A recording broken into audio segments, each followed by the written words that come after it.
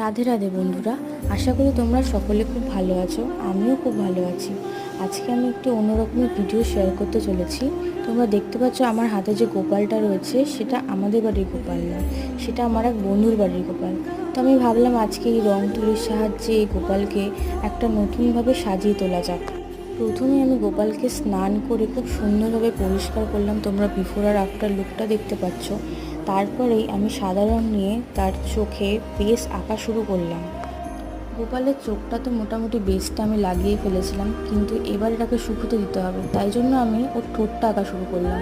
ওর ঠোঁটটা যতক্ষণে আঁকা হলো ততক্ষণে ওর চোখটা শুকিয়ে গেছিলো, তাই জন্য তার উপর দিয়ে আমি আবার কালো রং দিয়ে দিলাম এবং ওর চোখটা আমি পুরোটা কমপ্লিট করলাম। কিন্তু চোখটা কিন্তু পুরোপুরি সঠিক হয়নি, একটা একটু সরু, একটা একটা মোটা হয়ে গেছে। মানে আমি যেরকমভাবে আর কি চোখে নিজে লাইনার লাগাই, ওর ব্যাপারটাও ঠিক সেরকমই হয়ে গেছে।